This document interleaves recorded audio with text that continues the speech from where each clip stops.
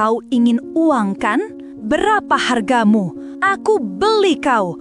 Aku berikan kau 1 miliar. Tapi kau harus bekerja sebagai pesuruh pribadiku selama 1 bulan. Suasana di kafe mendadak hening. Halo para penonton Dewa Nara, dimanapun kalian berada, semoga selalu dalam keadaan baik dan sehat ya. Sambil menyimak alur cerita ini, jangan lupa tulis di kolom komentar kalian sedang mendengarkan dari kota mana saja. Sekarang, mari kita mulai kisahnya. Lampu kristal raksasa memantulkan kemewahan ruang tamu penthouse milik keluarga Wimala. Elena duduk sendirian di sofa bludru mengenakan silk robe mahal. Di tangannya, majalah bisnis yang menampilkan wajahnya sendiri sebagai the new face of power. Ia meletakkannya tanpa minat. Pagi itu, Elena harus menghadiri pertemuan penting di sisi lain kota. Ia masuk ke mobil limosinnya, ditemani sopir pribadi melewati jalanan yang sibuk dengan kehidupan orang biasa, kehidupan yang terasa asing baginya. Di sebuah sudut kota yang ramai, terletak kafe sederhana bernama Kopi Senja. Aroma kopi bubuk yang baru diseduh dan latte art yang artistik menjadi daya tarik utamanya. Di balik kaunter, Rizky dengan cekatan dan senyum tipis melayani pelanggan yang didominasi pekerja kantoran. Seorang nenek tua datang membawa bingkisan. Rizky menyambutnya hangat, menerima bingkisan itu, dan menolak dibayar. Kamu sudah banyak bantu saya, Nak. Ini sebagai ucapan terima kasih. Bantuan kecil aja, Nek. Nenek istirahat ya. Kopi terbaik hari ini untuk Nenek. Elena kebetulan melihat interaksi itu dari jendela mobilnya yang berhenti di lampu merah tepat di depan kafe. Ia mengerutkan kening, bingung melihat ketulusan yang begitu nyata di wajah Rizky dan nenek itu. Ia segera memalingkan wajah dan menganggapnya drama murahan. Pertemuan Elena selesai lebih awal. Merasa lelah dengan suasana formal, ia meminta sopir berhenti di sebuah area yang jarang ia kunjungi, dekat Kopi Senja. Entah kenapa, aroma kopi yang kuat dari kafe itu menariknya. Elena, dengan setelan out kutur dan sepatu hak tinggi mengkilap, memasuki Kopi Senja. Suasana yang akrab dan sederhana terasa sangat asing bagi kemewahannya. Semua mata tertuju padanya. Ia menghampiri kaunter dengan wajah kaku. Aku mau kopi, yang paling mahal, jangan tanyakan jenisnya, buat saja yang terbaik, tapi cepat. Rizky mendongak. Ia melihat Elena, bukan terpesona, melainkan terganggu oleh nada bicara yang memerintah dan meremehkan. Selamat datang di Kopi Senja, Nona. Kami hanya punya kopi yang dibuat dengan hati. Untuk yang paling mahal, mungkin Nona salah tempat. Kami hanya menghargai kualitas, bukan label harga. Ada menu di sana. Elena terdiam. Ini pertama kalinya ada pria yang berani menolaknya, apalagi seorang pelayan kafe. Ekspresinya mengeras menjadi kemarahan dingin. Berani sekali kau bicara seperti itu. Kau tahu siapa aku? Aku bisa membeli seluruh kafe ini sekarang juga dan menjadikannya tempat parkir mobilku. Rizky tidak gentar. Ia menatap lurus ke mata Elena, tatapan yang memancarkan ketenangan yang membuat kesombongan Elena terasa begitu rapuh. Mungkin Nona bisa membelinya, tapi Nona tidak akan pernah bisa membeli ketenangan dan kebahagiaan yang Nona cari di sini. Sekarang Nona mau pesan apa? Elena benar-benar terhina. Rasa hampa yang ia rasakan tiba-tiba bercampur dengan amarah murni. Ia menarik napas, matanya memancarkan rencana licik. Baik, aku akan terima tantanganmu. Aku akan beli kopi darimu, tapi aku juga akan membelimu. Bersiaplah pelayan, kau baru saja menarik perhatian orang yang salah. Ia meletakkan kartu platinum di meja dan memesan kopi termurah dengan nada merendahkan. Rizky hanya mengambil kartu itu dengan tenang, tanpa mengucapkan sepatah kata pun. Ia hanya menatap Elena dengan tatapan penuh tanya, seolah melihat jiwa yang tersesat, bukan musuh. Elena meninggalkan kafe, merasa menang. Namun, setelah ia masuk kembali ke mobilnya, ia menyadari kartu platinum yang ia letakkan tadi tidak ada. Rizky berdiri di pintu kafe, memegang kartu itu di tangannya. Ia melihat limosin Elena menjauh, lalu memasukkan kartu itu ke dalam amplop putih dan menuliskan sesuatu di sana. Orang kaya itu sering lupa.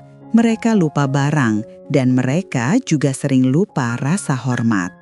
Keesokan harinya, Elena berada di kantornya.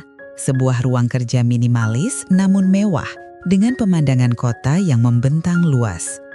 Ia memeriksa jadwalnya, pikirannya masih terganggu oleh penghinaan di kafe kemarin. Ia benar-benar lupa soal kartu platinumnya. Pintu kantornya diketuk. Sekretarisnya masuk dengan wajah bingung, memegang sebuah amplop putih polos, bukan paket kurir, bukan surat bisnis. Sekretaris, "Maaf Nona Elena, ini dikirim oleh seorang pria muda dengan seragam kafe. Dia hanya bilang ini untuk Nona yang sering lupa." Elena mengambil amplop itu. Begitu melihat tulisan tangan yang rapi di sudut amplop, ia langsung mengenalinya sebagai tulisan Rizky. Emosinya tersulut. Elena membuka amplop itu dengan kasar. Di dalamnya tergeletak kartu platinumnya, aset paling bernilai, bersama selembar kertas catatan kecil. Catatan itu berbunyi, "Nona, ini kartu Anda. Uang adalah tanggung jawab, bukan alat pamer. Jika Anda ingin membeli saya, datanglah besok. Tapi kali ini tinggalkan kemewahan Anda di rumah. Saya tunggu Anda di sini jam 3 sore. Datang sebagai manusia, bukan penguasa." Amarah Elena berubah menjadi gejolak harga diri yang tercabik-cabik.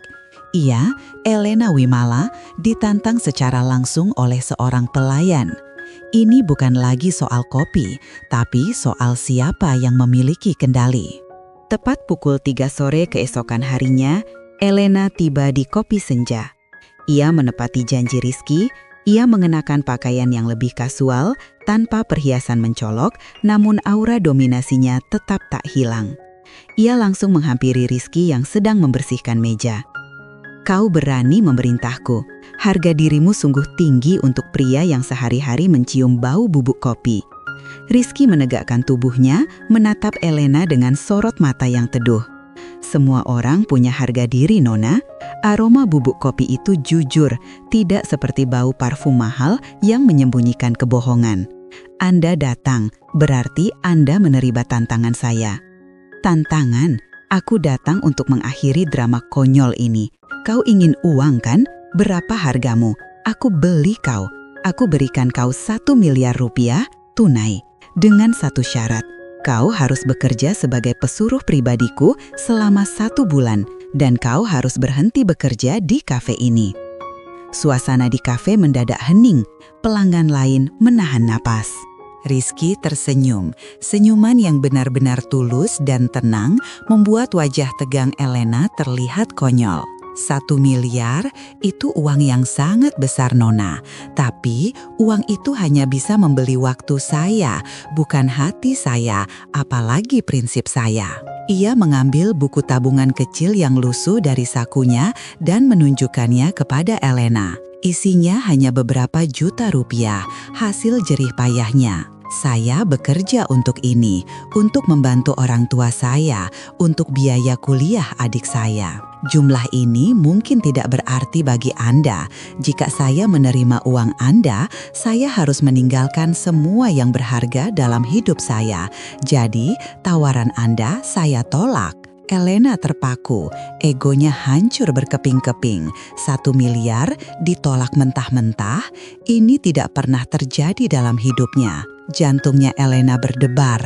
Ia menyadari ia belum pernah bertemu orang seperti Rizky. Apa maumu? Semua orang punya harga." Rizky meletakkan buku tabungannya.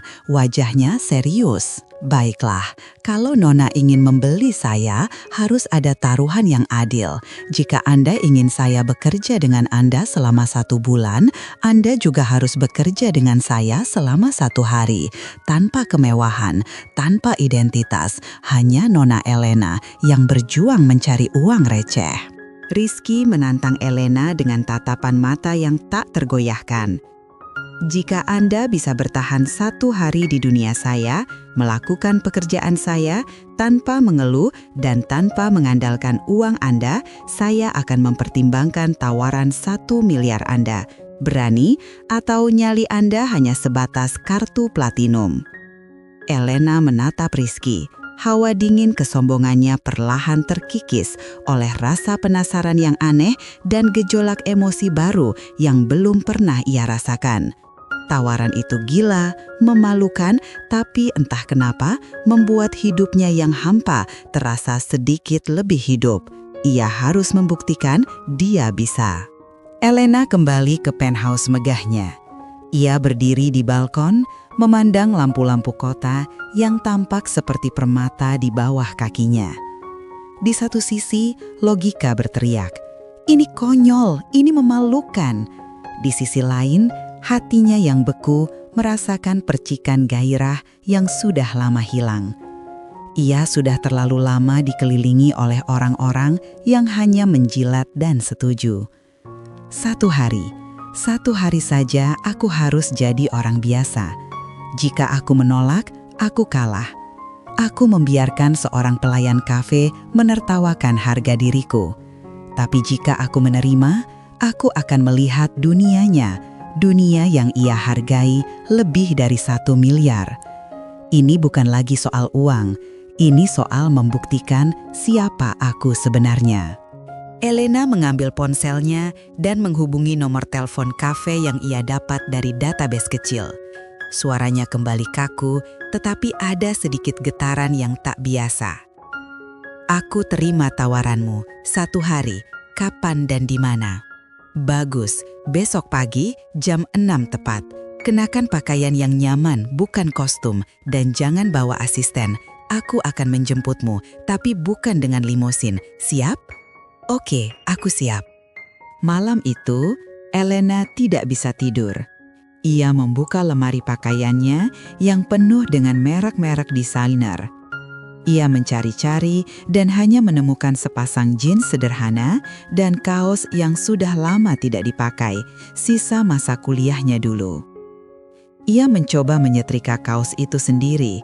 Canggung, gagal. Ia memegang sikat gigi, bingung karena biasanya ada asisten yang menyiapkan segala keperluannya.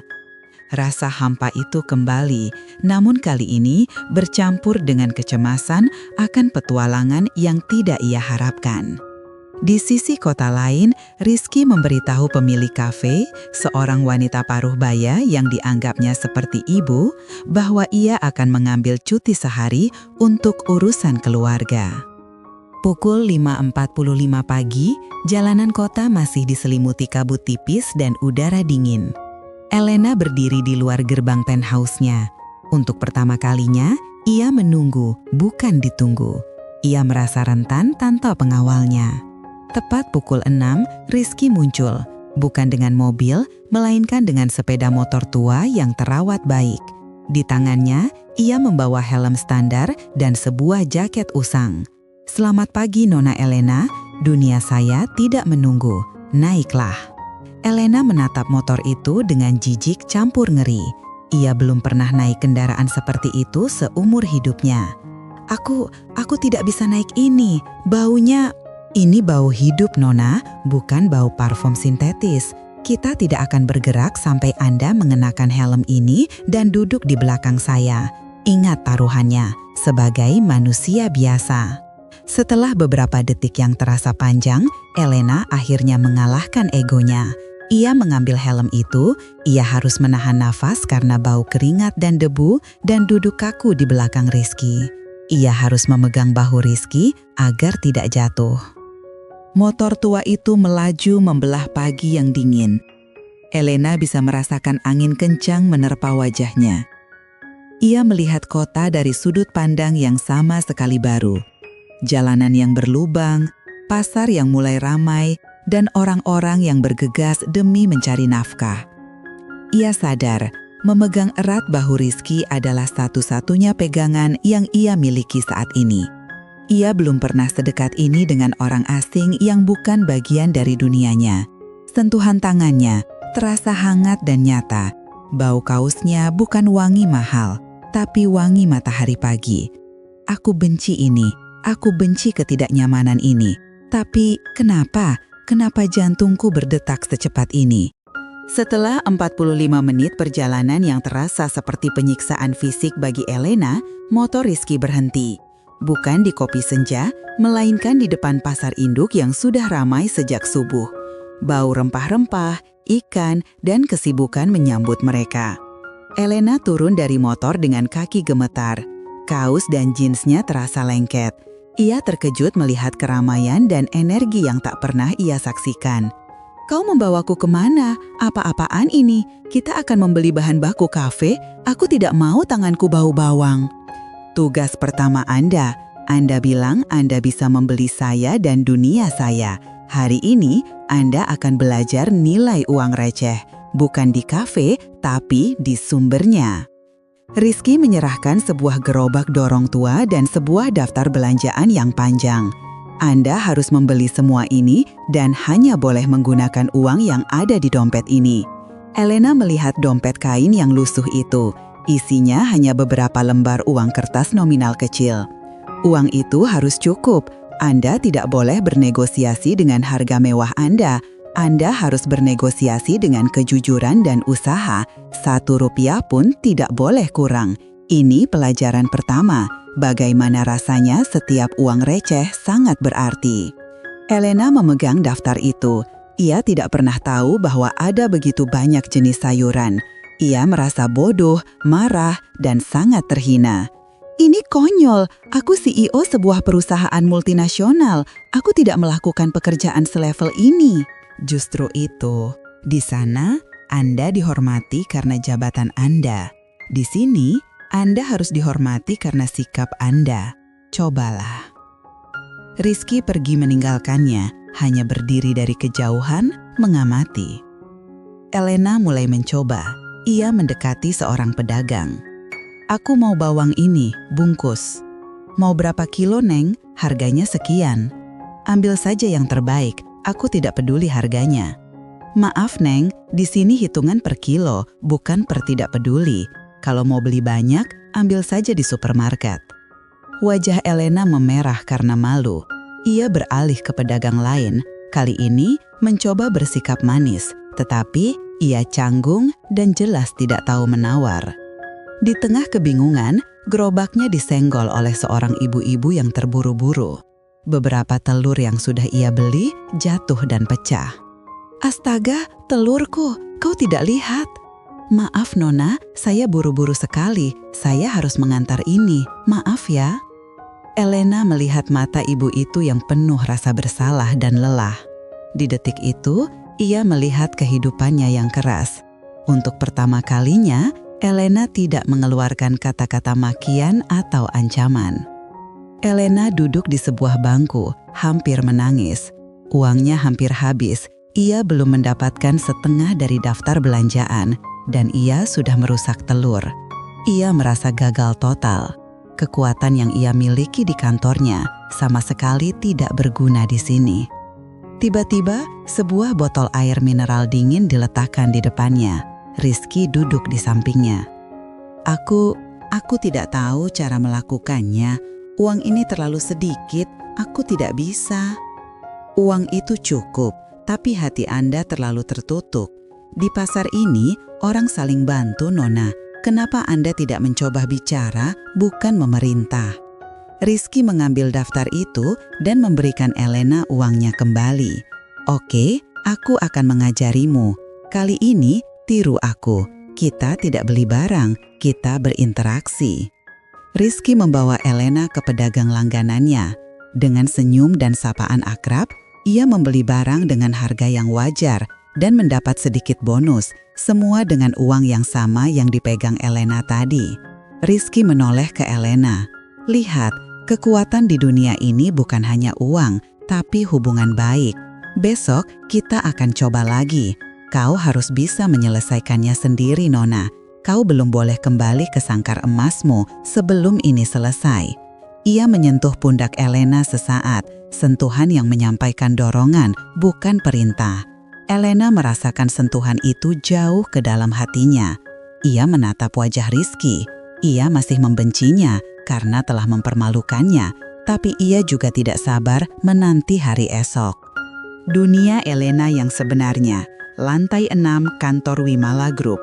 Devan, tunangan Elena, tampan, rapi, dan cerdas, tetapi sedikit manipulatif, sedang menunggu di ruang kerja Elena. Meja kerja Elena kosong, dan ini adalah kali kedua dalam 2 hari Elena tidak berada di kantor pada jam sibuk. Kau bilang dia ada urusan pribadi? Elena tidak pernah punya urusan pribadi yang lebih penting dari perusahaan, apalagi sampai mematikan ponselnya 2 hari berturut-turut. Ini aneh. Maaf Tuan Devan, Nona Elena hanya meninggalkan pesan, jangan diganggu, ini adalah investasi penting untuk hidupku. Devan merasa gelisah. Investasi? Elena tidak pernah merahasiakan investasinya darinya. Ia merasa kendalinya atas Elena dan Wimala Group perlahan lepas. Sementara Devan diselimuti kecurigaan, Elena menjalani hari keduanya di dunia Rizky. Kali ini, ia sendirian di pasar induk membawa gerobak. Berkat pelajaran kemarin, Elena sedikit lebih tenang. Ia mencoba senyum, menyapa, dan menawar dengan lebih manusiawi. Namun, itu tidak mudah. Ia harus menghadapi kerikil, lumpur, dan teguran karena terlalu lama memilih. Keringat membasahi kaosnya. Tiba-tiba, ia hampir terpeleset di kubangan air. Seorang pedagang buah yang kemarin ia tolak tawarnya, buru-buru menahan gerobak Elena agar tidak jatuh. Hati-hati, Neng, belum terbiasa ya. Jangan terburu-buru, pelan-pelan saja. Elena terkejut dengan kebaikan sederhana itu. Ia yang biasanya menerima kebaikan karena status, kini menerima kebaikan karena kerapuhannya. Setelah selesai berbelanja, berhasil, meski dengan sisa uang yang pas-pasan, Elena menunggu Rizky di tepi pasar. Ia mulai merasa ada rasa puas yang belum pernah ia rasakan meski badannya sangat lelah. Saat menunggu, Elena melihat Rizky muncul dari arah belakang pasar, bukan dari kafe. Rizky tidak sendirian. Ia sedang berbicara serius dengan seorang pria paruh baya yang berpakaian sangat rapi, mirip seorang dosen atau profesional. Pria itu menyerahkan sebuah amplop coklat kepada Rizky dan Rizky menerimanya dengan wajah tegang. Siapa pria itu? Mengapa Rizky terlihat sangat serius? Dia bukan hanya pelayan biasa. Rizky berpamitan dengan pria itu, raut wajahnya menunjukkan kekhawatiran yang ia sembunyikan dengan cepat saat berbalik. Rizky menghampiri Elena dengan motornya. Elena segera menyembunyikan rasa penasarannya. Kau dari mana? Mengurus bisnis sampingan. Aku tidak menyangka pelayan sepertimu punya urusan rahasia. Itu urusanku, Nona. Kau berhasil hari ini. Selamat. Aku tidak butuh pujianmu. Aku mau tahu, apa isi amplop itu? Kau menerima suap atau kau punya identitas palsu? Rizky terdiam. Ia menatap Elena, tidak marah, tapi kecewa. Anda sudah melangkah keluar dari dunia Anda, Nona, tapi Anda masih membawa prasangka dunia Anda. Anda hanya melihat uang dan rahasia, bukan masalah atau perjuangan. Itu bukan urusan Anda. Misi Anda hari ini sudah selesai. Kita akan kembali. Devan di kantornya mendapatkan laporan dari detektif pribadinya. Laporan itu berisi foto Elena yang mengenakan pakaian sederhana, terlihat lusuh, berada di belakang seorang pria di atas motor tua di pasar induk. Devan sangat marah dan harga dirinya terluka. Elena, tunangannya, bermain di lumpur dengan pria miskin? Aku tidak akan biarkan ini terjadi. Elena adalah milikku dan kekayaan Wimala juga. Pria rendahan itu harus tahu posisinya. Jika dia tidak mau uang, dia akan mendapatkan masalah. Pagi hari ketiga, Elena bangun dengan tubuh pegal, tapi dengan semangat yang aneh. Ia berhasil berinteraksi dengan orang-orang, ia berhasil menyelesaikan tugasnya di pasar. Ia merasa hidup, rasa yang tak pernah ia dapatkan saat menghadiri rapat dewan direksi. Ia menunggu Rizky di gerbang. Ada sedikit senyum di wajahnya. Aku ingin belajar membuat kopi. Bawa aku ke kafemu hari ini. Baik, tapi hari ini Anda bukan Nona. Anda adalah karyawan magang yang harus patuh. Elena tiba di kopi senja, mengenakan celemek sederhana yang diberikan Rizky. Ia kikuk, tidak tahu cara menyalakan mesin kopi atau membedakan biji-biji. Rizky dengan sabar, tanpa memuji atau menghina, mengajarinya dasar-dasar. Saat Elena sedang mencoba menyeka meja, pintu kafe terbuka dengan keras. Devan dan seorang pria berjas formal lainnya masuk. Devan tampak marah, memancarkan aura kekuasaan yang segera membuat suasana kafe hening. Devan melihat Elena mengenakan celemek. Ini adalah tamparan paling keras bagi harga dirinya. "Elena, apa yang kau lakukan di tempat kumuh ini? Main-main, pulang sekarang." Elena terkejut melihat Devan. Ia merasa malu, bukan karena pekerjaannya, tapi karena reaksi berlebihan Devan. "Aku sedang menyelesaikan urusanku, Devan. Kau tidak punya hak ikut campur." Devan mengabaikan Elena dan mengarahkan pandangannya yang menghina ke Rizky. "Kau, pelayan rendahan, aku tahu kau yang menyeret tunanganku ke sini demi uang. Sekarang dengar, aku akan menggandakan tawaran konyolnya. Ambil 5 miliar dan pergilah sejauh mungkin dari kota ini. Atau..." Rizky meletakkan kain lapnya, wajahnya tetap tenang, tetapi matanya memancarkan api yang dingin. "Atau apa, Tuan? Saya sudah katakan, saya bukan barang yang bisa Anda beli, dan saya tidak menyeret siapapun. Nona Elena datang atas kemauannya sendiri. Anda merusak suasana di kafe saya. Silahkan keluar." Devan tertawa sinis. Ia lalu mengambil secangkir kopi panas yang baru dibuat Elena dan menyiramkannya ke meja kaunter di dekat Rizky. Tindakan itu adalah simbol penghancuran. "Kau tidak menghargai uang, aku akan membuatmu menghargai ketakutan." Elena berdiri di antara keduanya. Ia melihat kemarahan Devan yang merusak dan ketenangan Rizky yang bermartabat meski diancam. Kali ini ia membela Rizky. "Cukup, keluar dari sini, Devan. Aku tidak ingin melihatmu lagi. Kau menghina teman-teman Rizky. Kau menghina tempat ini. Ini bukan kafe, ini rumah bagi banyak orang. Kau menjijikan." Devan terkejut. Ini adalah pertama kalinya Elena meninggikan suara untuk membela orang lain selain dirinya. "Kau akan menyesal, Elena. Kau memilih orang ini. Kau memilih kemiskinan dan masalah.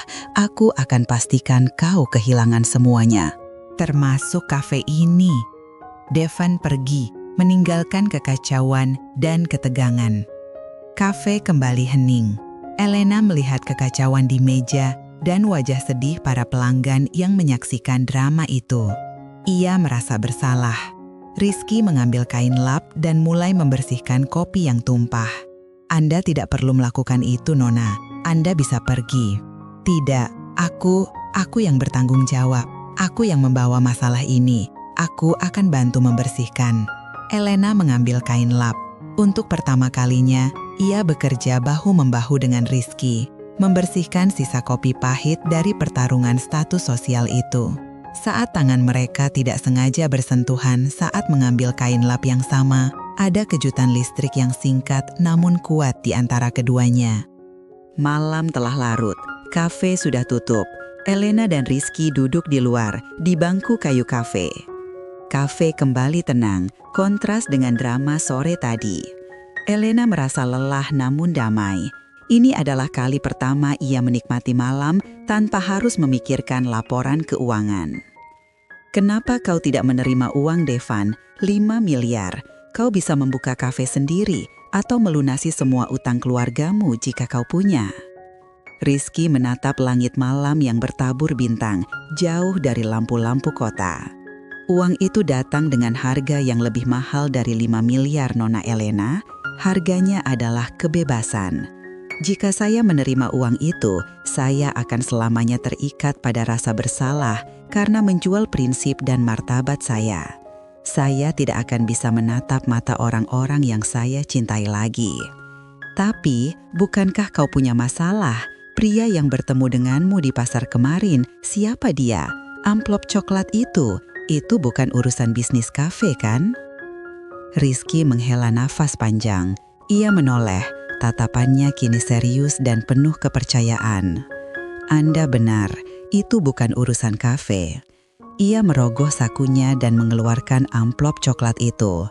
Di dalamnya bukan uang, melainkan makalah penelitian tebal dengan lambang universitas ternama. Pria itu adalah Profesor Ardi, dosen pembimbing saya. Saya sedang menyelesaikan kuliah S2, mengambil jurusan pengembangan ekonomi berkelanjutan.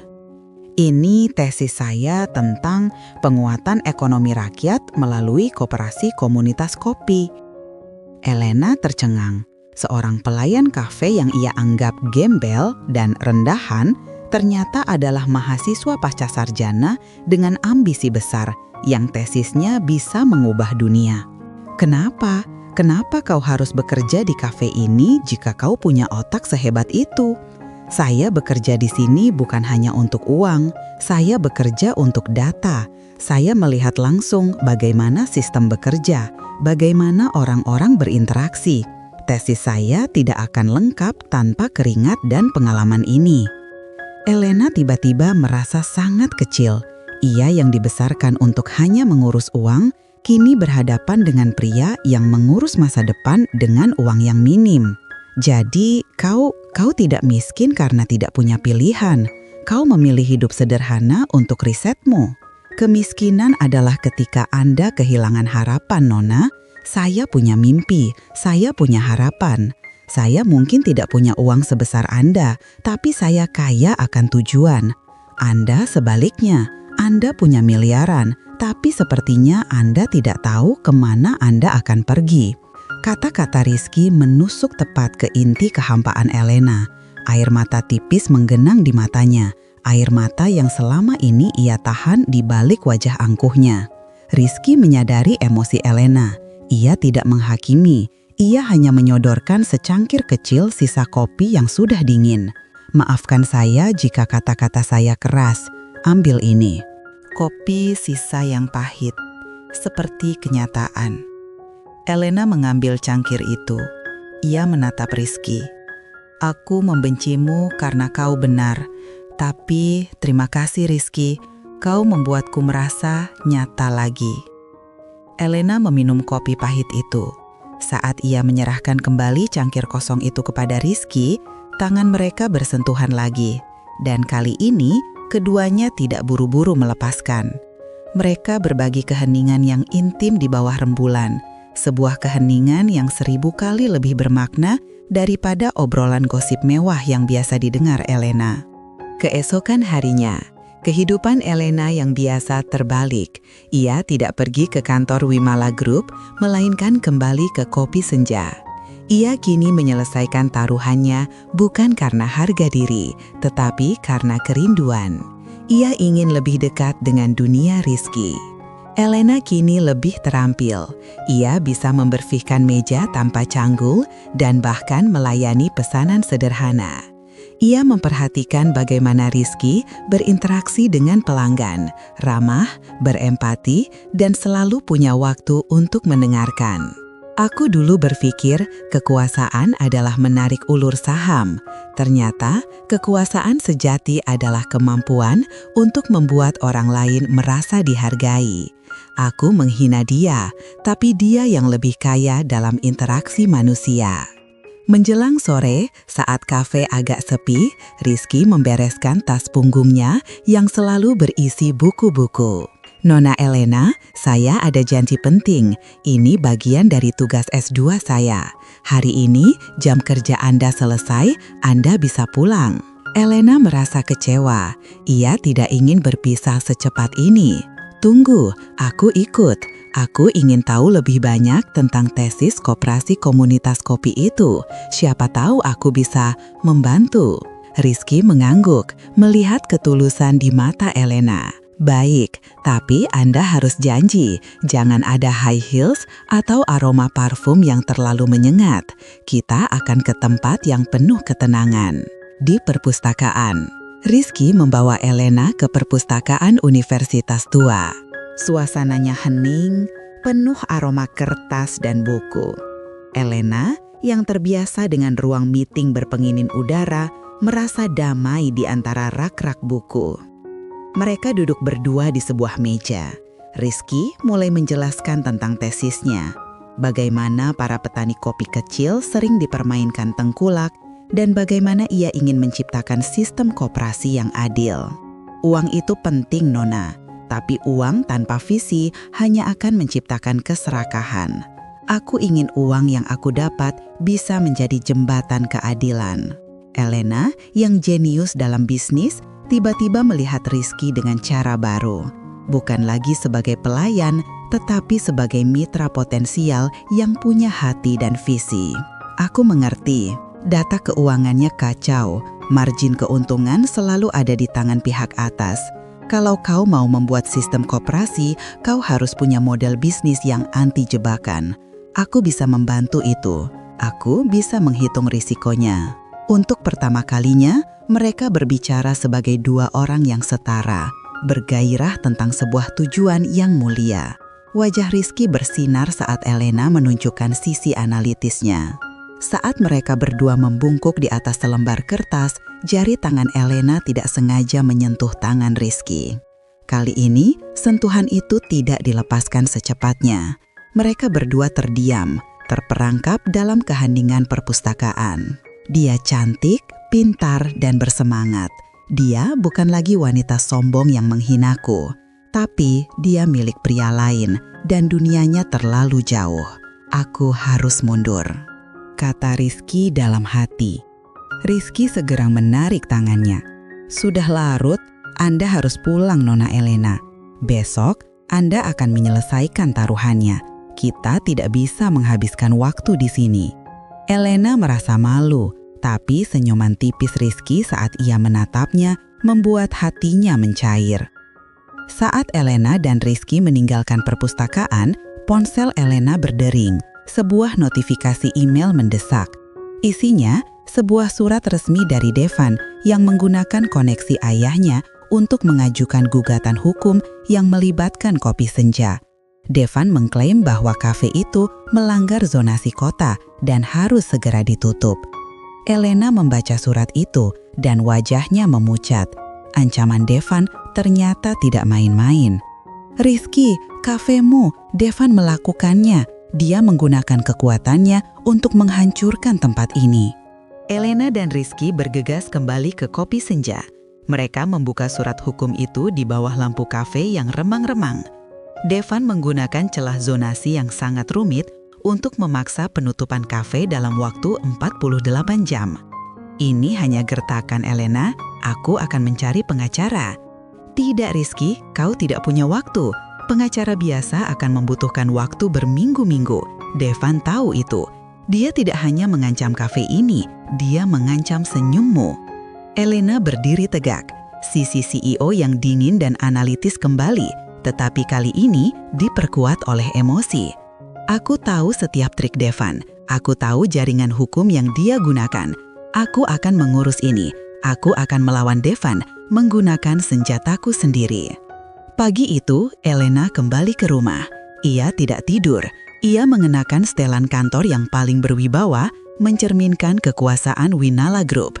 Ia menghadapi ibunya, Nyonya Wimala, yang terkejut melihat penampilannya yang berantakan namun tegas. Elena, kau kemana saja? Batalkan semua kencanmu dengan pria rendahan itu. Devan sudah marah besar. Kau akan merusak seluruh reputasi kita. Bu, Devan menggunakan kekuatan kita untuk menghancurkan hidup orang lain. Dia mengajukan tuntutan palsu untuk menutup kafe Rizky. Aku harus menghentikannya. Dia tunanganmu. Kafe itu sampah. Kau tidak bisa mencintai pria yang kau hinakan. Cinta datang setelah martabat, Bu. Aku harus melakukannya. Jika aku tidak menghentikan Devan, aku tidak akan pernah bisa memaafkan diriku. Elena meninggalkan ibunya yang syok dan langsung menuju ke kantor pengacara Wimala, memaksakan pertemuan darurat. Ia meminta semua berkas zonasi Kopi Senja dan menyiapkan bantahan hukum untuk tuntutan Devan. Di saat yang sama, Devan merasa kemenangan sudah di tangan. Ia mengirimkan pesan kepada Elena, pilih kafe bau itu atau warisan kita. Devan kemudian bergerak cepat. Ia mengatur pertemuan Dewan Perusahaan dan mengumumkan bahwa ia, sebagai tunangan Elena dan calon CEO, akan melakukan merger dengan sebuah perusahaan properti besar untuk mengembangkan kawasan kopi senja, menyingkirkan kafe itu. Devan ingin memastikan bahkan jika Elena berhasil membatalkan gugatan zonasi, kafe itu tetap akan dirobohkan untuk pembangunan. Malam harinya, Elena menemui Rizky di sebuah taman yang sepi. Ia membawa berkas-berkas hukum yang tebal. Aku berhasil menunda tuntutan zonasi Devan, tapi aku tidak bisa menghentikannya sepenuhnya. Dia sedang merencanakan merger untuk membeli kawasan ini. Kita butuh bukti kalau kafe ini bukan sekedar bisnis, tapi aset budaya atau sosial yang penting. Rizky menatap Elena dengan rasa tak percaya dan cinta. Dia melihat Elena yang sesungguhnya, cerdas, kuat, dan kini berjuang untuk kebenaran, bukan kekuasaan. Elena, kau mempertaruhkan segalanya. Kenapa kau melakukan ini? Karena kafe itu adalah satu-satunya tempat di dunia ini di mana aku tidak merasa hampa. Karena kau membuatku merasa lebih hidup daripada semua miliaran yang aku miliki. Rizky mendekat, meletakkan tangannya di bahu Elena. Ada satu hal lagi yang harus kau tahu, Elena. Bukan hanya soal tesis. Aku harus jujur. Pria yang kau lihat di pasar, Profesor Ardi, dia bukan hanya dosen. Dia, Rizky ragu. Kata-kata itu terasa berat di lidahnya. Dia adalah ayah kandungku. Dan alasan dia memberiku amplop itu adalah karena biaya kuliahku belum lunas. Dan tesis ini adalah harapan terakhir keluargaku. Ayahku adalah seorang idealis. Kafe ini adalah segalanya bagi kami. Elena terkejut. Rizky bukan hanya cerdas, ia juga membawa beban keluarga dan harapan akademis. Sekarang kau tahu yang sebenarnya. Kau masih mau berjuang untukku, untuk kami? Elena mengambil tangan Rizky dan menggenggamnya kuat-kuat, sebuah janji yang melampaui status sosial. Aku akan berjuang, Rizky, bersamamu. Sekarang, katakan padaku, apa keunggulan kopi senja yang bisa kita jadikan tameng hukum? Elena dan Rizky menghabiskan sisa malam itu di kafe, dikelilingi oleh berkas-berkas hukum dan peta kota. Rasa lelah tak terasa karena adrenalin dan koneksi emosional yang kuat. Kopi senja ini bukan hanya kafe, kami adalah pusat distribusi untuk 20 petani kopi kecil di luar kota. Kami membeli langsung dengan harga adil. Jika kami tutup, 20 keluarga itu akan kembali ke tengkulak yang kejam. Itu dia, Devan menyerang bangunan, tapi kita akan membela ekonomi komunitas. Kita akan mengubah kopi senja dari aset properti menjadi aset sosial dan ekonomi rakyat. Kita harus mendapatkan surat pernyataan dari para petani dan juga pihak bank yang bekerja sama dengan mereka. Kita butuh bukti konkret. Tapi itu berarti kita harus menemui mereka sekarang. Petani-petani itu tinggal jauh di perbukitan, di luar jangkauan sinyal. Pukul 3 pagi, Elena dan Rizky memulai perjalanan dengan motor tua itu. Elena, yang biasanya terbang dengan helikopter pribadi untuk urusan bisnis, kini harus menghadapi dinginnya udara subuh, debu, dan jalanan yang curam. Ia mengenakan jaket yang diberikan Rizky, yang baunya bercampur aroma kopi dan maskulin. Saat motor menanjak di perbukitan, tiba-tiba motor mogok. Astaga, kenapa ini? Kita kehabisan waktu. Tenang, Elena, mesin tua memang butuh kesabaran. Rizky dengan sigap memperbaiki mesin. Elena memperhatikan tangannya yang cekatan dan kuat. Tangan yang sama yang membuat latte art yang lembut. Ia membiarkan Rizky bekerja, tidak lagi memerintah, tapi menawarkan senter kecil.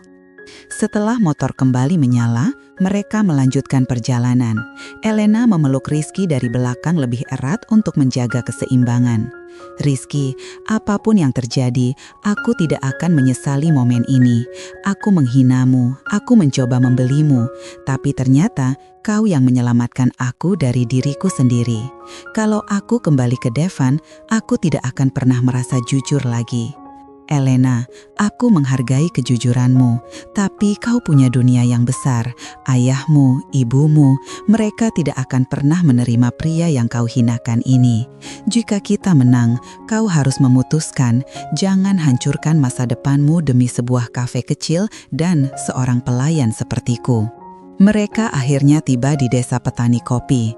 Dengan karisma tenang dan kejujuran Rizky, para petani dengan antusias menyambut mereka.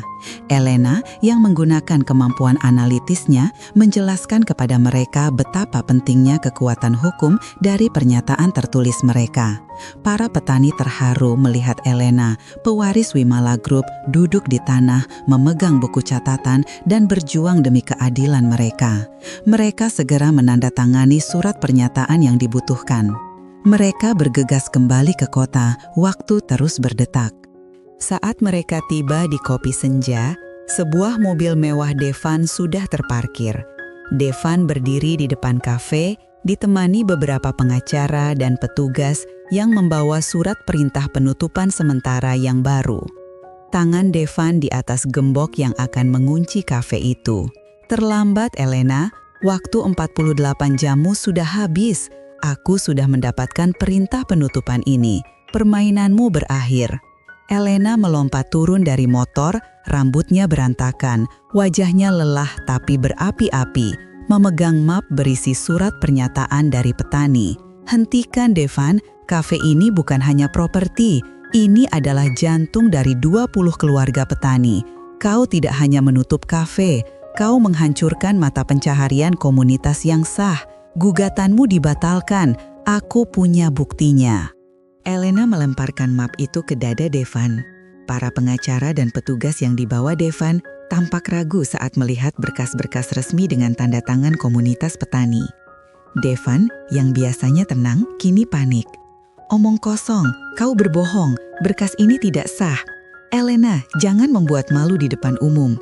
Kau pewaris Wimala, kau tunanganku, masuk ke mobil sekarang. Tidak ada lagi malu, Devan. Malu adalah ketika kau menggunakan kekuasaan untuk menginjak yang lemah. Bukti ini sah dan kau tahu itu.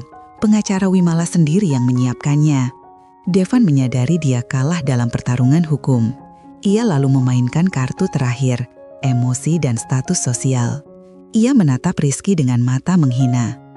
Kau, Elena, benar-benar memilih pria ini? Pria yang harus berlutut di pasar untuk mendapatkan uang receh? Kau mengorbankan masa depan kita, Wimala Group, demi pria ini? Rizky diam, menahan diri.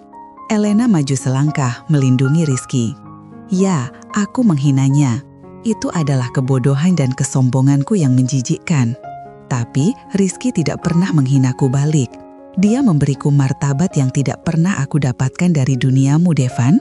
Aku lebih memilih miskin harta, tapi kaya hati bersamanya, daripada menjadi ratu di sangkar emas bersamamu.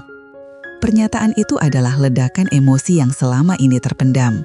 Wajah Devan pucat, tidak percaya Elena berani mengucapkan itu. Devan menatap Elena, kemudian Rizky. Ia tahu dia telah kehilangan Elena, tetapi ia tidak mau kehilangan kekuasaan.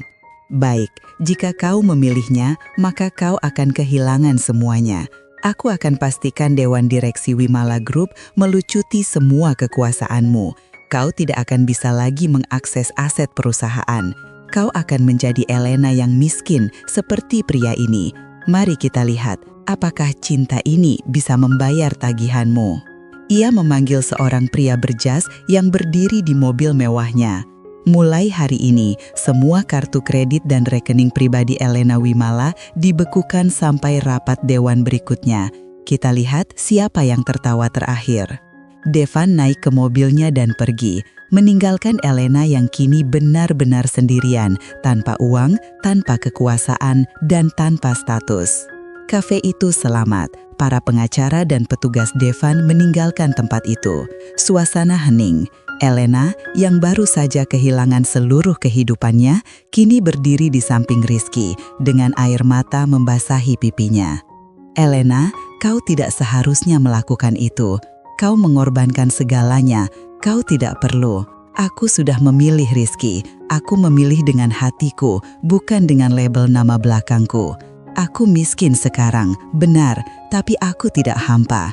Apa kau menyesal pernah bertemu denganku? Rizky tidak menjawab dengan kata-kata. Ia hanya mengangkat tangannya, menghapus air mata di pipi Elena, dan kemudian memeluknya erat-erat di depan kafe. pelukan itu adalah janji dan perlindungan. Pagi hari yang baru, Elena bangun di sebuah kamar kecil di atas kopi senja. Kamar yang biasanya digunakan Rizky untuk istirahat. Kamar itu sederhana, bersih, tapi sangat jauh dari kemewahan penthouse-nya.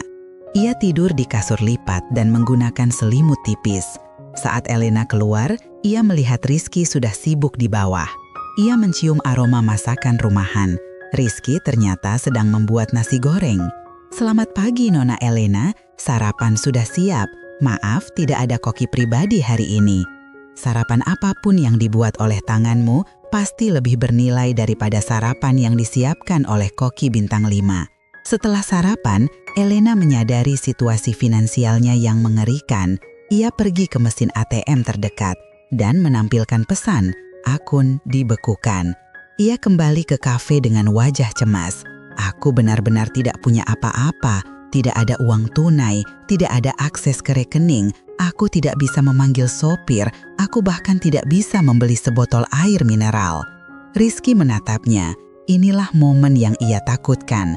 Melihat Elena yang berjuang di pasar dengan sombong, kini berjuang dengan kerapuhan yang nyata. "Jangan khawatir, di sini kita saling membantu. Kau adalah karyawan magang di Kopi Senja, ingat?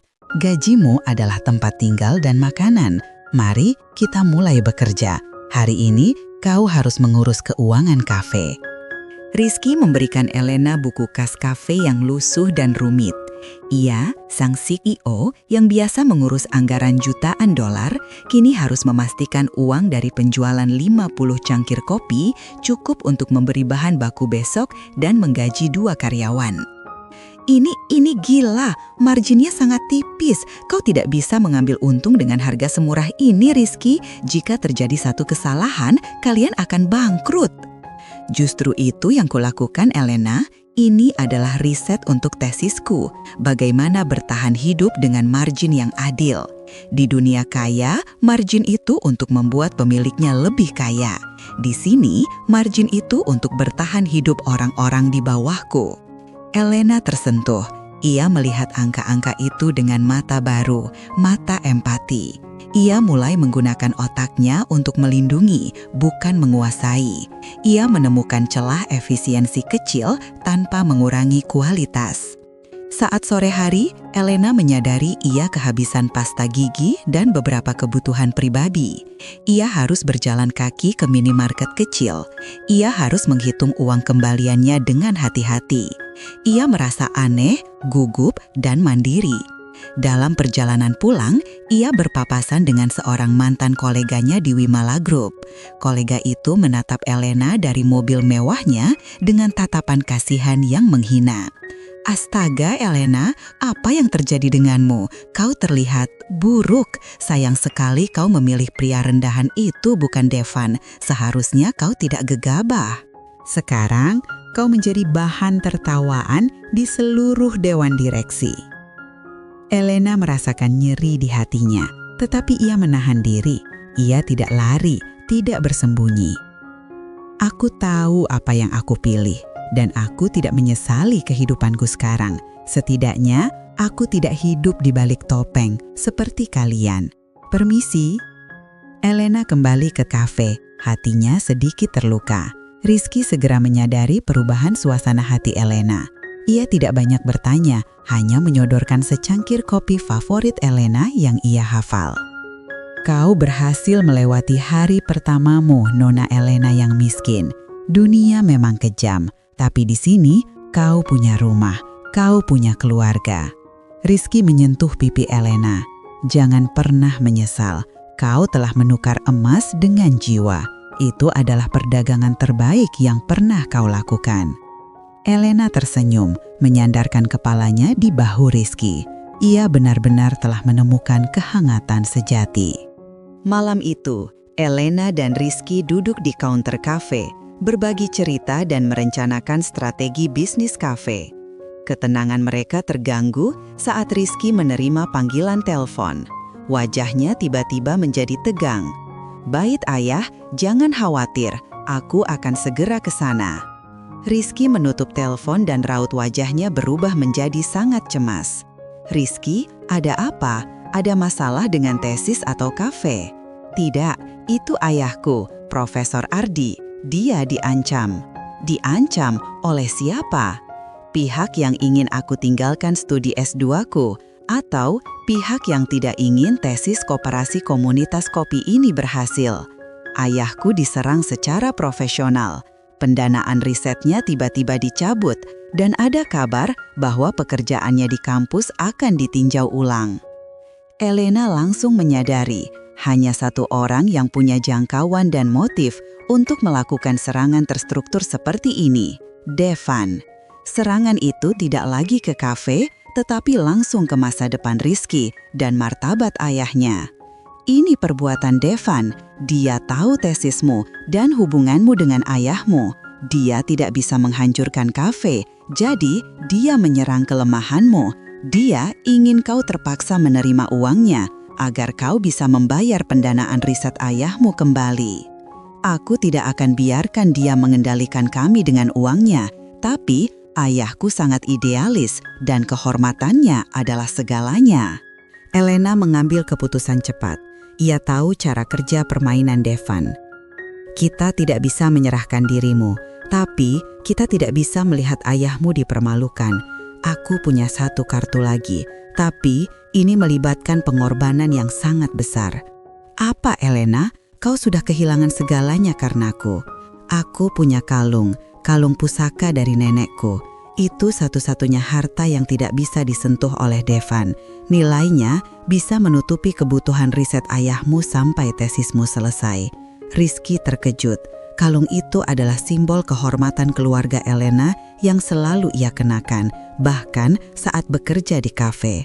Tidak, Elena, itu terlalu banyak. Itu warisan keluargamu. Aku tidak bisa menerima itu.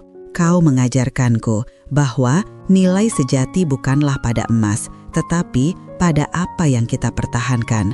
Aku akan menjual kalung ini bukan untuk uang, tetapi untuk melindungi mimpi orang yang aku cintai. Lagi pula, jika kau lulus dan sukses, bukankah itu berarti kita punya masa depan bersama? Ini adalah investasiku yang terakhir. Pagi itu, di sebuah toko emas sederhana, Elena dengan berat hati menjual kalung pusaka itu. Uang tunai yang besar itu terasa dingin di tangannya, tetapi hatinya hangat. Mereka berdua pergi menemui Profesor Ardi. Elena menjelaskan seluruh rencana strateginya. Profesor Ardi, yang awalnya sinis terhadap Elena, si wanita kaya, kini menatapnya dengan rasa hormat yang mendalam. Nona Elena, saya salah menilaimu. Kau bukan putri manja. Kau punya hati baja. Terima kasih telah memperjuangkan kehormatan kami. Saya tidak berjuang untuk uang, Profesor. Saya berjuang untuk kebenaran dan untuk masa depan kami berdua. Rizky dan Elena berdiri di depan kampus. Mereka berhasil menyelamatkan ayah Rizky dari ancaman finansial Devan. Kau sudah mengorbankan segalanya, Elena. Aku tidak bisa membalasnya dengan uang. Aku hanya bisa berjanji, aku akan menyelesaikan tesis ini, aku akan lulus, dan aku akan membuktikan padamu dan pada seluruh dunia bahwa aku layak mendapatkanmu tanpa harus menjual martabatku. Kau adalah inspirasiku. Elena tersenyum, menatap Rizky dengan cinta yang mendalam. Aku percaya padamu, Rizky. Beberapa hari berlalu, Elena benar-benar menjadi bagian dari Kopi Senja, bekerja keras dan hidup sederhana. Ia membantu Rizky mengerjakan tesisnya, menggunakan kemampuan bisnisnya untuk merapikan data keuangan koperasi. Mereka berbagi tawa, lelah, dan mimpi. Koneksi mereka menjadi tak terbantahkan. Namun, ketenangan Tini rapuh. Suatu sore, sebuah mobil mewah berhenti di depan kafe. Bukan Devan, tapi Nyonya Wilama, Ibu Elena, turun dengan wajah yang sangat serius. Nyonya Wilama menarik Elena ke sudut kafe, menjauhi Rizky. Cukup, Elena, permainanmu sudah keterlaluan. Kau sudah menjual warisan keluargamu demi pria ini. Harga diriku hancur di depan semua kolega. Ayahmu sakit karena stres ini. Aku tidak bermain, Bu. Aku hidup dan ayah harusnya mengerti. Aku tidak akan kembali pada Devan. Kami tidak memintamu kembali pada Devan. Kami hanya memintamu kembali ke rumah, ke duniamu. Kau adalah pewaris tunggal Wilama. Jika kau tidak kembali, ayahmu akan membuat keputusan drastis. Dia akan mengambil alih kopi senja dengan kekuatan penuh dan menawarkannya sebagai hadiah kepada Rizky, sebagai uang tutup mulut agar dia meninggalkanmu selamanya. Elena terkejut, taktik ini cerdik dan kejam. Ayahnya tidak menyerang Rizky, tetapi menggodanya dengan jembatan emas. Nyonya Wilama lalu menghampiri Rizky, meletakkan sebuah map tebal di kaunter. Tuan Rizky, aku tidak akan menghinamu lagi. Kami menghargai perasaan putriku, jadi kami menawarkan ini. Kepemilikan penuh kopi senja dengan dana operasional 5 tahun atas nama Anda dan ayah Anda. Dengan satu syarat sederhana, Anda harus memutuskan hubungan dengan Elena hari ini juga. Ini adalah kesempatan Anda menjadi konglomerat muda yang terhormat.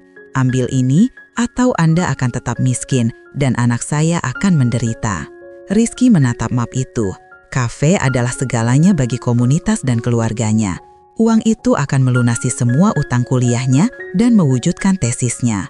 Godaan itu begitu kuat, begitu sempurna. Rizky melihat map itu, lalu menatap Elena yang matanya memohon agar ia tidak menyerah. Nyonya Wimala, Anda benar. Saya mungkin miskin uang, tapi saya tidak akan pernah miskin martabat. Saya tidak bisa membeli cinta Elena dengan uang saya, dan saya tidak akan menjual cinta Elena demi uang Anda. Ia menatap lurus ke mata Nyonya Wimala. Elena mengorbankan segalanya demi membantu saya mencapai impian. Mengambil uang ini berarti saya mengkhianati pengorbanannya. Nyonya Wimala tercengang. Ia tidak pernah menyangka ada pria yang menolak kekayaan Wimala. Kau akan menyesal, kalian berdua akan menyesal. Ia pergi dengan marah. Elena menghampiri Rizky. Ia tidak bisa berkata-kata. Ia melihat Rizky bukan lagi sebagai pria yang ia cintai, melainkan sebagai pahlawannya. Ia benar-benar yakin ia telah memilih yang terbaik. Kau adalah pria paling jujur yang pernah aku kenal. Aku mencintaimu, Rizky. Aku juga mencintaimu, Elena. Kita punya cinta, kita punya kopi senja. Kita akan membangun semuanya dari awal. Elena dan Rizky kini bekerja bahu-membahu. Mereka secara resmi menjadi sepasang kekasih dan juga mitra kerja. Elena dengan otak bisnisnya fokus pada efisiensi kafe dan menyusun ulang struktur keuangan Rizky. Mereka hidup dari uang receh hasil penjualan kopi, tetapi mereka kaya akan ide. Kita harus mencari cara untuk menaikkan pendapatan Elena. Uang ini tidak akan cukup untuk biaya hidup kita, apalagi untuk membayar lunas kuliahku. Aku sudah memikirkannya. Kita tidak bisa menaikkan harga. Itu tidak adil bagi pelanggan kita. Tapi kita bisa memperluas dampak. Kita akan ubah kopi senja menjadi pusat pelatihan bagi para petani dan pengusaha kecil sesuai dengan tesis ayahmu. Elena menggunakan sisa-sisa koneksinya untuk mengadakan seminar kecil di kafe. Mereka tidak meminta bayaran besar, hanya sumbangan sukarela. Elena mengajar tentang branding sederhana dan manajemen inventaris, sementara Rizky membahas konsep fair trade. Kafe Kopi Senja perlahan berubah, bukan hanya tempat minum kopi, tetapi laboratorium sosial ekonomi. Suatu sore, Elena menerima telepon dari ayahnya, Tuan Wimala. Elena, Devan menuntut kita karena pelanggaran kontrak. Kau telah mempermalukan keluarga.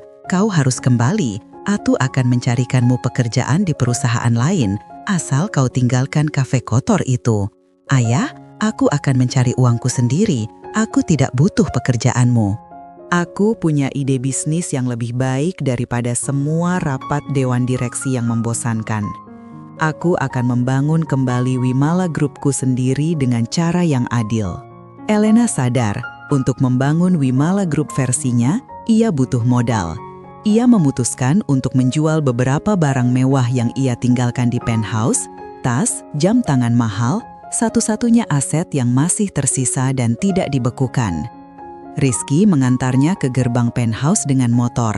Elena masuk dan mengambil barang-barang itu. Saat ia keluar, ia berpapasan dengan Devan. Kau kembali untuk memungut sisa-sisa kekayaanmu, Elena?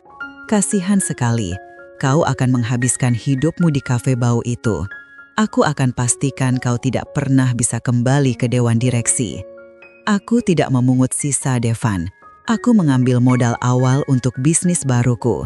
Dan ya, aku akan kembali ke dewan direksi. Tapi bukan sebagai pewaris manja, melainkan sebagai pesaing terberatmu. Tunggu saja. Aku akan mengalahkanmu dengan keadilan, bukan dengan gugatan. Elena berhasil menjual barang-barang itu. Uang itu menjadi modal awal untuk mengembangkan program pelatihan dan mendanai riset Rizky. Untuk pertama kalinya, uang terasa bermakna karena merupakan hasil pengorbanan dan tujuan mulia. Rizky menyelesaikan bab terakhir tesisnya dengan data yang kini jauh lebih kuat dan nyata berkat perjuangan mereka di Kopi Senja. Ini dia, Elena. Aku sudah selesai. Tesis ini harus diserahkan lusa. Kita telah membuktikan bahwa sistem koperasi kita berhasil diuji coba di Kopi Senja. Kita berhasil, sayang. Malam itu, Elena melihat Rizky memegang kertas tesisnya dengan mata berkaca-kaca. Ia merasa sangat bangga. Ia mendekat, memeguknya dari belakang. Ini bukan hanya tesis, Rizky. Ini adalah masa depan kita. Aku akan selalu ada di sisimu, membantumu mewujudkan impian ini. Kau sudah memberikanku segalanya, Elena, lebih dari miliaran yang pernah kau miliki. Sekarang, biarkan aku memberikan sesuatu padamu. Rizky mengeluarkan sesuatu dari sakunya. Sebuah cincin sederhana yang terbuat dari tali kopi dan manik-manik kecil. Aku tidak punya emasmu, tapi aku punya ketulusan. Kau mau menikah denganku dan membangun hidup kita dari nol dari kopi sederhana ini? Elena menangkap cincin tali kopi dan manik-manik kecil di tangan Rizky.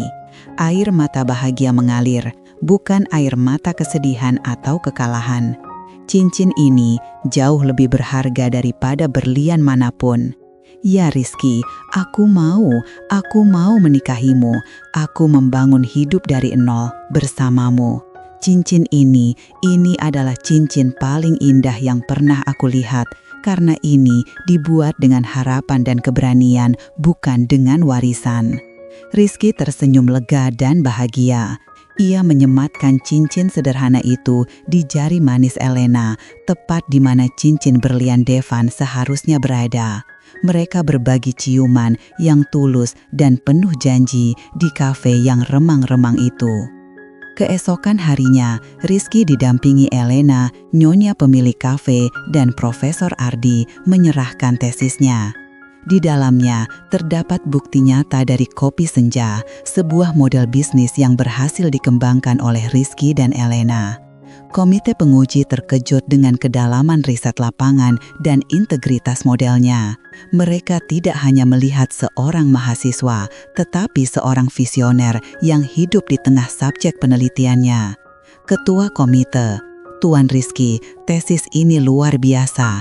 Ini adalah model yang dapat direplikasi di seluruh negeri. Kami sangat bangga. Anda lulus dengan nilai summa cum laude. Rizky tidak bisa menyembunyikan kebahagiaannya. Ia menoleh ke Elena yang matanya bersinar. Ini adalah kemenangan mereka. Saat mereka merayakan kelulusan Rizky, sebuah amplop resmi tiba, dikirim langsung dari kantor Devan. Isinya, undangan rapat Dewan Direksi Wimala Group yang diadakan oleh Devan. Devan mengumumkan bahwa ia akan secara resmi mengambil alih kepemimpinan Wimala Group dan mencabut nama Elena dari semua dokumen warisan, memaksanya melepaskan semua klaimnya. Elena, kau tidak harus pergi, ini hanya taktik untuk membuatmu marah. Aku harus pergi, Rizky. Aku adalah Wimala, dan aku tidak akan membiarkan Devan mencoreng nama baik ayahku dan menguasai perusahaan dengan cara kotor. Aku akan pergi, tapi kali ini aku tidak pergi sendiri. Elena dan Rizky menghadiri rapat dewan. Elena memasuki ruangan mewah itu tidak dengan pakaian desainer, tetapi dengan jeans dan kaos sederhana dan cincin tali kopi yang mencolok. Devan tersenyum sinis. Selamat datang, Elena yang miskin. Kau terlambat. Dewan sudah setuju untuk mencabut statusmu. Sekarang tanda tangani surat pelepasan ini. Tunggu dulu, Devan. Aku datang bukan untuk melepaskan, aku datang untuk menawarkan solusi. Elena berdiri tegak, memancarkan aura CEO yang baru, lebih matang dan berprinsip. Ia menjelaskan bahwa perusahaannya yang baru, berbasis model koperasi komunitas kopi, telah menarik perhatian investor dan badan amal internasional karena etika dan profitabilitasnya yang stabil. Devan, kau hanya fokus pada uang. Aku fokus pada masa depan yang berkelanjutan. Aku akan menantangmu. Aku akan menjual semua aset pribadiku yang tersisa dan membeli sebagian kecil saham Wimala yang disiapkan ayahku untuk amal. Aku tidak akan menguasai, tapi aku akan menjadi pemegang saham yang mengawasi dengan prinsip keadilan. Aku akan pastikan kau tidak menggunakan nama Wimala untuk kejahatan korporasi. Rizky berdiri di belakang Elena. Dewan direksi yang muak dengan drama Devan dan terkesan dengan ketajaman bisnis Elena yang baru, setuju. Devan kalah telak. Ia tidak bisa melucuti Elena karena Elena telah melucuti dirinya sendiri dan kembali sebagai pesaing yang tidak bisa dihentikan. Di akhir rapat, Devan menatap Rizky. Kau menang pelayan, tapi kau harus tahu, dia menyerahkan miliaran demi sehelai tali. Kau akan menyesal. Aku tidak akan menyesal, karena dia telah mengubah miliaran menjadi cinta sejati. Aku adalah pria paling kaya di dunia ini. Beberapa minggu kemudian, Kopi Senja ditutup untuk 1 hari. Bukan karena masalah hukum, melainkan karena persiapan pernikahan. Kafe itu dihias sederhana namun hangat dengan lampu-lampu temaram, rangkaian daun kopi, dan bunga-bunga sederhana. Elena mengenakan gaun putih sederhana yang ia beli dari uang hasil menjual tas mewahnya, tampak bersinar. Wajahnya memancarkan kebahagiaan yang jauh lebih nyata daripada yang pernah ia rasakan dalam gaun pengantin jutaan rupiah. Rizky, dalam kemeja batik terbaiknya, tampak tenang dan berwibawa. Pesta itu dihadiri oleh keluarga Rizky, Profesor Ardi dan ibunya, para petani dari komunitas kopi, dan pelanggan setia Kopi Senja. Suasana penuh tawa dan kehangatan, kontras dengan pernikahan mewah yang direncanakan Elena sebelumnya. Tiba-tiba, sebuah mobil mewah berhenti. Tuan Wimala, ayah Elena, turun dari mobil. Raut wajahnya tegang, tetapi di tangannya ia memegang sebuah kotak beludru. Nyonya Wimala juga hadir, tampak lebih lembut dari biasanya. Elena terkejut, sekaligus terharu. Ia berjalan menghampiri ayahnya. Aku tidak bisa melihat putriku menikah tanpa restuku, Elena. Aku tidak menyetujui pilihanmu, tapi aku menyetujui kebahagiaanmu. Kau terlihat lebih hidup daripada saat kau masih punya segalanya. Tuan Wimala membuka kotak beludru itu. Isinya bukan berlian, melainkan sebuah kunci kuno. Ini adalah kunci rumah di Bali. Properti itu atas namamu dan tidak tersentuh oleh drama Dewan Direksi. Ambil ini, gunakan ini sebagai modal untuk koperasi kopimu, bukan sebagai warisan. Elena menangis bahagia. Ini adalah restu yang tulus, bukan paksaan. Ia memeluk ayahnya dengan erat. Rizky mendekat menjabat tangan Tuan Wimala. Terima kasih Pak, saya tidak akan menggunakan uangnya, tapi saya akan menggunakan properti itu sebagai kantor pusat koperasi kita. Saya akan membuktikan kepada Anda bahwa kebahagiaan Elena tidak akan pernah saya tukar dengan apapun. Tuan Wimala mengangguk melihat martabat Rizky yang tak terbantahkan. Ia melihat cincin tali kopi di jari Elena. Aku berjanji, aku akan selalu melihatmu bukan sebagai pewaris miliarder, tapi sebagai wanita yang mengajariku arti cinta sejati. Aku akan menjagamu dalam kesederhanaan, dan kita akan membangun mimpi kita bersama, 1 cangkir kopi pada 1 waktu. Aku berjanji, aku akan menghormati setiap keringat dan perjuanganmu. Aku akan menjadi rekan kerjamu, istri yang mendukung, dan yang terpenting, aku akan selalu memilih martabat di atas kemewahan. Aku memilihmu Rizky selamanya. Mereka berpelukan diiringi sorak-sorai hangat dari komunitas mereka. 6 bulan kemudian, Kopi Senja masih berdiri tegak, tapi sekarang menjadi kantor pusat yang ramai untuk koperasi komunitas kopi. properti di Bali yang diberikan ayah Elena kini digunakan sebagai pusat pelatihan dan showcase produk kopi berkelanjutan. Elena, sekarang Elena Wimala Adiguna, tidak lagi mengenakan setelan mahal, tapi blazer sederhana dan celana panjang yang nyaman. Ia tampak sibuk, tetapi setiap gerakan dan keputusan yang ia ambil kini penuh gairah dan tujuan. Elena dan Rizky melakukan perjalanan rutin ke perbukitan, kali ini bukan dengan motor tua yang mogok, melainkan dengan mobil pick-up sederhana yang mereka beli dari hasil penjualan rumah di Bali. Mereka mengunjungi para petani yang menjadi anggota koperasi. Dulu, Nona Elena datang kemari sebagai orang asing yang bingung.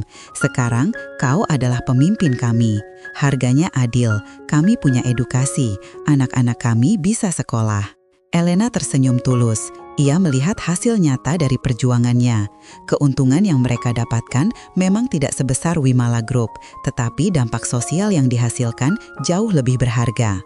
Keberhasilan tesisku ini bukan hanya tentang angka di buku Elena. Ini tentang melihat wajah-wajah bahagia ini. Kau membantuku mewujudkan mimpi ini. Aku hanya menukar keahlianku yang salah tempat, Rizky. Kau memberiku tujuan, Rizky. Aku belajar bahwa uang hanya alat dan hati adalah kompasnya. Saat mereka beristirahat, Elena membuka ponselnya. Berita utama di media bisnis besar menampilkan wajah Devan. Devan Wimala Group menghadapi tuntutan hukum akibat skandal penggelapan dana. Devan, yang terobsesi pada uang, menggunakan taktik kotor dan manipulatifnya di Wimala Group yang akhirnya berujung pada kejatuhannya sendiri. Tuan Wimala kini harus berjuang membersihkan nama perusahaan. Ayahku mengirim pesan. Dia bilang, "Kau benar, Nak. Kekuasaan tanpa hati hanya akan menghancurkan diri sendiri. Kau lebih pantas mengurus perusahaan ini." "Apa rencanamu, sayang? Kau mau kembali ke sana?" Elena memandang Rizky, suaminya. "Aku tidak akan kembali. Wimala Group membutuhkan seseorang yang bersih dari ambisi kotor. Aku sudah punya tanggung jawab di sini. Aku akan membantu ayahku mencari CEO baru, seseorang yang memiliki prinsip seperti Profesor Ardi, bukan seperti Devan. Tapi aku tidak akan meninggalkan koperasi ini." Ia menunjukkan cincin tali kopinya. "Aku sudah menjual mahkotaku dan aku tidak akan mengambilnya kembali. Tapi, aku akan menggunakan posisiku sebagai pemegang saham kecil untuk memastikan ayahku memimpin perusahaan dengan etika yang benar. Aku akan mengawasi dari jauh, dari kantor kecilku di Kopi Senja ini." Elena dan Rizky kembali ke Kopi Senja. Mereka melihat seorang ibu muda yang dulunya pelanggan setia, kini sedang dilatih untuk menjalankan waralaba koperasi komunitas kopi yang baru di kota lain.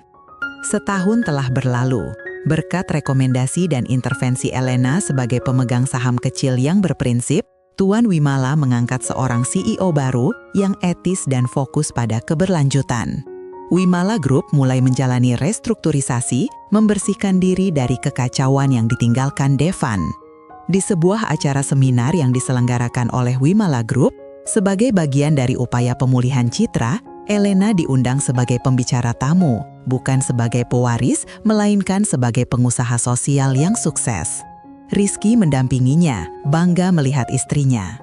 Elena berdiri di atas panggung mewah, mengenakan pakaian sederhana yang kini menjadi ciri khasnya.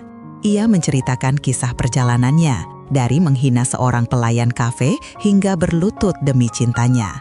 "Setahun yang lalu, saya punya segalanya.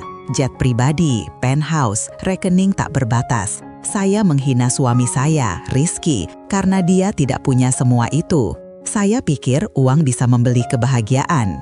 Ia berhenti sejenak, menatap Rizky di barisan depan. "Tapi, Rizky mengajarkan saya satu hal. Uang hanya alat ukur, bukan nilai. Ketika saya kehilangan miliaran, ketika saya harus belajar menghitung receh di pasar, baru saya sadar, saya lebih kaya tanpa uang itu. Kekayaan sejati saya adalah martabat yang tidak dijual Rizky seharga 5 miliar. Kekayaan saya adalah keberanian untuk memilih kebenaran meskipun itu berarti kehilangan status sosial." Di antara audiens, duduk Nyonya Wimala. Ia, yang dulu sangat membenci kemiskinan Rizky, kini meneteskan air mata. Ia akhirnya memahami bahwa putrinya tidak bodoh, melainkan berani. Setelah pidato, Nyonya Wimala menghampiri Elena. "Maafkan ibu nak, ibu terlalu sibuk mengejar label sampai lupa melihat hatimu. Ibumu bangga padamu, kau adalah Wimala yang sesungguhnya."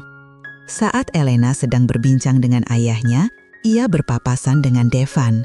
Devan kini tampak lusuh dan hampa, baru dibebaskan dengan jaminan karena kasus hukumnya. Ia datang ke acara itu hanya untuk mencoba memperbaiki koneksinya. "Kau menang, Elena, tapi kau tidak akan pernah kembali ke hidup ini. Kau membuang takdirmu." "Aku tidak membuang takdirku, Devan. Aku mendefinisikan ulang takdirku. Kau bisa punya semua uang di dunia, tapi jika kau tidak punya integritas, kau akan tetap kehilangan segalanya. Aku harap kau menemukan kedamaian, bukan lagi kekuasaan." Devan terdiam, dihantam oleh ketenangan Elena yang jauh lebih berwibawa daripada arogansinya yang dulu. Elena dan Rizky meninggalkan acara itu bukan dengan limosin mewah, melainkan dengan mobil pick-up sederhana mereka. "Kau mengagumkan di atas panggung istriku, kau berbicara seperti seorang pemimpin dunia." "Aku belajar dari pemimpin yang hebat.